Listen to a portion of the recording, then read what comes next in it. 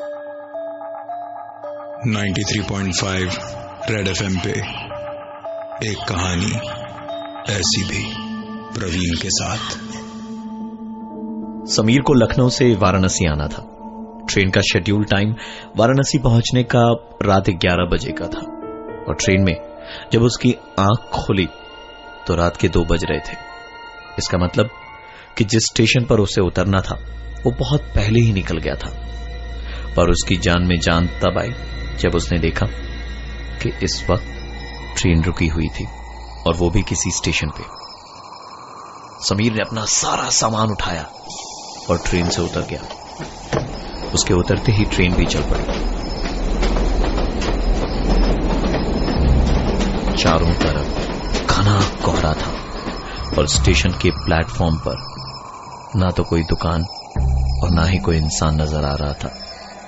उसी कोहरे में समीर प्लेटफॉर्म के आखिर तक गया। एक पुराना बोर्ड था जिस पर उस जगह का नाम लिखा था कपसेठी।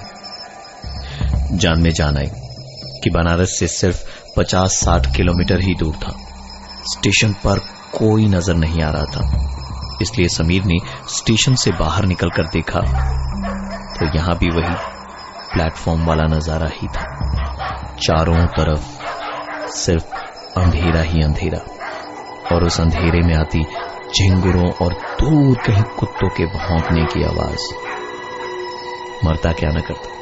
वापस स्टेशन जाकर वहीं पर समीर ने अपना बैग खोला और चादर निकालकर जमीन पर बिछाई और कंबल लपेट कर बैठ गया। सर्दी और कोहरा धीरे धीरे इतना बढ़ गया कि अब वो उसके बर्दाश्त के बाहर हो गई थी। समीर वहीं लेट गया और इस बार उसने कान भी पूरी तरह से ढक लिए थे। सर्द हवाएं मानो उस कंबल को चीरती हुई अंदर घुस रही थी। धीरे धीरे पूरा बदन कांपने लगा। लेटे हुए मुश्किल से 10 मिनट ही हुए होंगे कि समीर को एक आवाज सुनाई दी। समीर ने कंबल चेहरे से हटाया तो देखा उसके अगल बगल कोई नहीं था। बस चारों तरफ कोहरा ही कोहरा था। समीर वापस अपने कानों तक कंबल ओढ़ के लेट गया। तकरीबन कुछ 10 मिनट के बाद फिर से वही आवाज आई। इस बार कंबल से चेहरा हटाया तो देखा एक आदमी हाथ में झाड़ू लिए प्लेटफॉर्म की सफाई कर रहा था। समीर ने उससे पूछा, भाई साहब यहां से बनारस की ट्रेन कितने बजे मिलेगी? उसने कहा, साहब सुबह 11 बजे से पहले कोई ट्रेन नहीं है अभी, और अगर रात गुजारनी हो तो यहाँ एक सरकारी सर्किट हाउस है, वहीं रुक जाइए रात को। प्लेटफॉर्म पर रात गुजारने से तो अच्छा था कि किसी सरकारी गेस्ट हाउस में ही चला जाए। और यही सोचकर उसने कहा, तो कितनी दूर है ये सरकारी गेस्ट हाउस? उसने समीर से कहा, ज्यादा दूर नहीं है, चलिए मेरे साथ। और फिर साइकिल पे बिठाया और उसी कोहरे में धीमे धीमे चलाता हुआ चला जा रहा था। समीर साइकिल पे पीछे बैठा था, लेकिन उसके बावजूद ठंडी हवाएं उसके सीने से यूं टकरा रही थी मानो जैसे साइकिल चला रहा वो आदमी वहां था ही नहीं। घने अंधेरे और कोहरे में कच्ची सड़क पे सिर्फ झिंगुरों की और रह रह के उस आदमी के साइकिल के पेडल मारने की आवाजें आ रही थी। हल्की सी रोशनी में समीर ने देखा कि वो आदमी पैर नहीं चला रहा था, लेकिन पेडल मारने की आवाज बार बार आ रही थी। 93.5 रेड एफएम पे एक कहानी ऐसी भी, प्रवीण के साथ। समीर की जब ट्रेन में आंख खोली तो वो अपने स्टेशन से बहुत दूर आ गया था। एक अनजान स्टेशन पर उतरने के बाद समीर को प्लेटफॉर्म पे ही एक आदमी मिला जिसने उसे बताया कि वो अगर चाहे तो आज की रात यहां के गेस्ट हाउस में गुजार सकता है। और फिर अपने साथ साइकिल पे पीछे बैठाकर जब समीर को वो ले जा रहा था तो समीर का ध्यान उसके पांव पर गया जो चल ही नहीं रहे थे, पर साइकिल की पेडल की आवाज पार पार आई जा रही थी। इसके पहले कि समीर रिएक्ट कर पाता, एक घर जैसी बिल्डिंग उसके सामने ही थी, जिस पर एक पुराना बोर्ड लगा था और सिर्फ हाउस लिखा हुआ ही समझ आ रहा था। तसल्ली इस बात की थी कि अब रात आराम से कट जाएगी, लेकिन समीर को झटका तब लगा जब उसी आदमी ने पॉकेट से चाबियां निकालकर ताला खोला और दरवाजा खोलकर बोला, आइए साहब। समीर ने चौंकते हुए पूछा, चाबियां तुम्हारे पास कैसे आई? तो उस आदमी ने बताया, अरे साहब, गांव देहात का इलाका है, एक ही आदमी को 2 काम दे दिए हैं सरकार ने, स्टेशन की साफ सफाई भी और ये सर्किट हाउस भी, दोनों मैं ही संभालता हूँ। घर के अंदर बल्ब की रोशनी में भी मानो जैसे अंधेरा ही था। पूरे घर में कहीं भी खिड़की नजर नहीं आ रही थी।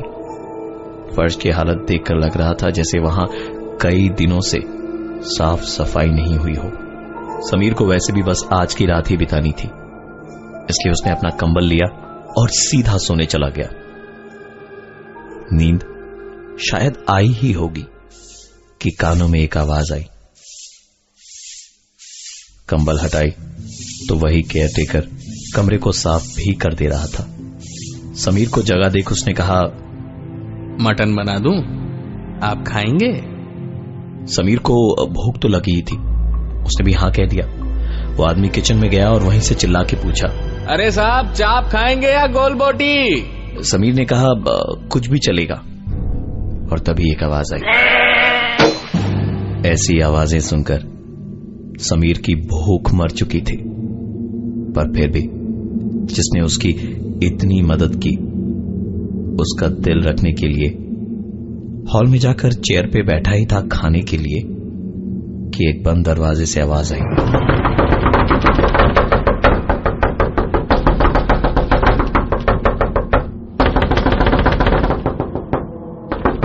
समीर ने पूछा, ये क्या हो रहा है? जवाब किसी को भी डराने के लिए काफी था। अरे साहब, यहाँ भूत प्रेतों का साया है और कुछ नहीं, आप परेशान मत होइए, मैं अभी संभालता हूँ। इतना कह के उस आदमी ने मटन एक प्लेट में अलग किया और दरवाजे के ताले को खोलकर प्लेट अंदर रखी और फिर से दरवाजा बंद किया। अंदर से अजीब आवाजें आ रही थी और जैसे ही वो आवाजें बंद हुई, खाली प्लेट दरवाजे के ठीक नीचे से वापस बाहर आई। ये सब देखने के बाद समीर ने आव देखा न ताव और अपना सारा सामान वहीं कमरे में छोड़कर दरवाजे से बाहर भागकर वहां रखी साइकिल उठाई और भागने लगा।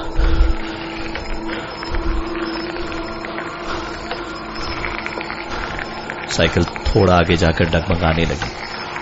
साइकिल पर वजन धीरे धीरे बढ़ता जा रहा था। समीर ने पीछे देखा तो केयरटेकर बैठा मुस्कुराता हुआ बोला, ट्रेन सुबह से पहले नहीं है मालिक, रात तो सर्किट हाउस में ही रुकना पड़ेगा। 93.5 रेड एफएम पे एक कहानी ऐसी भी, प्रवीण के साथ। कड़ाके की ठंड में समीर को रात 11 बजे तक बनारस पहुंच जाना चाहिए था, लेकिन 2 बजे जब नींद खुली तो किसी अनजान स्टेशन पर ट्रेन रुकी हुई थी। अगली ट्रेन वहां सुबह 11 बजे से थी, इसलिए एक आदमी के कहने पर वहां के गेस्ट हाउस में गया और वही आदमी वहां का केयरटेकर भी था। इस गेस्ट हाउस में समीर को बहुत सारी चीजें अजीब लगी और वो अपना सामान छोड़कर वहां से बाहर पड़ी साइकिल लेकर भाग निकला। साइकिल धीरे धीरे भारी होती जा रही थी। पलट कर देखा तो वही केयरटेकर साइकिल की पीछे वाली सीट पर बैठा था और कह रहा था, ट्रेन सुबह से पहले नहीं है मालिक, रात तो सर्किट हाउस में ही रुकना पड़ेगा। ये देखकर समीर चीख पड़ा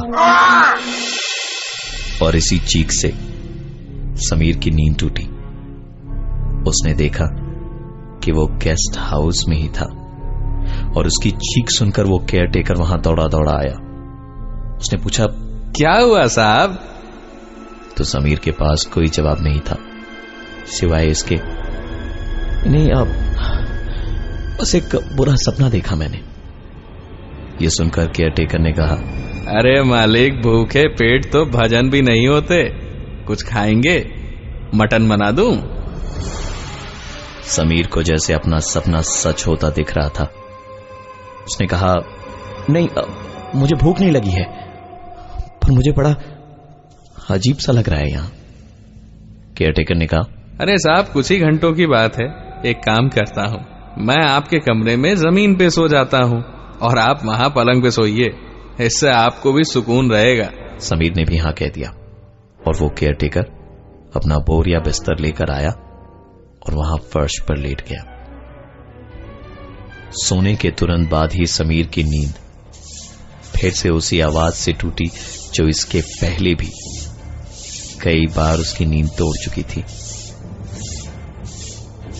समीर ने कंबल हटाई तो खुद चौंक गया अपने बगल में केयरटेकर को सोता हुआ देख, और फिर उसे इस चीज ने और भी चौंका दिया कि वो पलंग पर लेटा था, तो फिर वो फर्श पर कैसे पहुंचा। समीर ने चुपचाप अपना बैग उठाया और दबे कदमों के साथ कमरे से बाहर निकला। कमरे से निकलकर जैसे ही वो बाहर मेन हॉल में आया तो दरवाजे के अंदर से आवाज आई। समीर उस कमरे के दरवाजे को पार करते हुए आगे बढ़ा तो वैसी ही आवाज एक दूसरे कमरे से भी आई। एक एक करके समीर जितने भी दरवाजों के सामने से गुजर रहा था वहां से बस यही एक आवाज आ रही थी। इससे पहले कि समीर गेस्ट हाउस के बाहर निकलता कि पीछे से उस आदमी की एक आवाज आई, अरे साहब, कहां चले? क्या हो गया हुजूर? 93.5 रेड एफएम पे एक कहानी ऐसी भी, प्रवीण के साथ। 22 दिसंबर 2011 की रात समीर की ट्रेन उसे 11 बजे बनारस पहुंचाने वाली थी, लेकिन जब आंख खोली तो घड़ी में 2 बजे थे और ट्रेन कपसेठी नाम की किसी जगह पर रुकी थी। सर्दी की रात उस सुनसान प्लेटफॉर्म पर समीर को एक आदमी मिला जो उसे एक गेस्ट हाउस ले गया। उस गेस्ट हाउस में समीर के साथ बीती अद्भुत घटनाओं के बाद समीर दबे पांव वहां से भाग रहा था और गेस्ट हाउस के हर कमरे के दरवाजे से बस एक ही आवाज आ रही थी।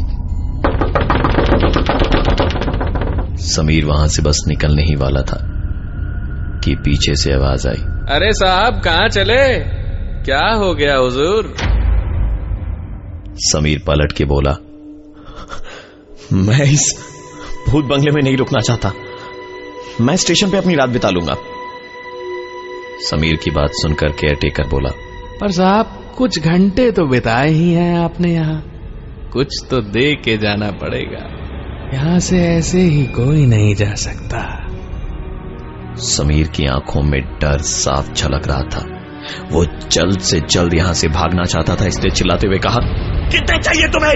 100, 200, 500, 1000, 2000 कितने चाहिए? सब ले लो मेरा, लेकिन मुझे यहां से जाने दो। इस पे वो आदमी बोला, अरे मालिक, 1000, 2000 से क्या होता है आज के जमाने में, कुछ और बात कीजिए तो समझ में भी आए हमें, हैं? समीर को उसकी बात का कोई मतलब नहीं समझ आया। कुछ नजर आया तो अपनी आंखों के सामने बस बढ़ता हुआ अंधेरा और सिर्फ अंधेरा। कहां जा रहे हो मुझे छोड़ के? समीर पागलों की तरह चिल्ला रहा था, मुझे बाहर जाना है, मैं यहां नहीं रह सकता, खोलो दरवाजा, खोलो, अरे दरवाजा खोलो, क्या चाहिए तुम्हें मुझे ले लो ना, सब मुझे निकालो यहां से, बाहर निकालो। इस बीच समीर को सिर्फ एक ही आवाज सुनाई थी और वो थी इस गेस्ट हाउस के मेन डोर के बंद होने की। कमरे के अंदर ना कोई खिड़की और ना ही वहां उसकी आवाज सुनने वाला कोई। तारीख 30 दिसंबर 2011। किसी के दरवाजे को खोलने की आवाज आई। समीर ने दौड़कर अपने कमरे के दरवाजे को थपथपाया। उसकी लगातार कोशिश से सामने से एक आवाज आई। अब ये कैसी आवाज है? ये दरवाजे के बाहर तो ताला लगा है, फिर अंदर से कौन थपथपा रहा है? अगली आवाज इस घर के केयर टेकर की थी, जिसने कहा, अरे साहब, पुराना घर है, भूत प्रेत बहुत है यहाँ, लेकिन जब तक मैं हूँ आप चिंता ना कीजिए। बहुत थके हुए हैं आप, भूख लगी होगी, मटन बना देता हूँ, खाएंगे ना? मैं हूं प्रवीण और ये थी आज की एक कहानी ऐसी भी।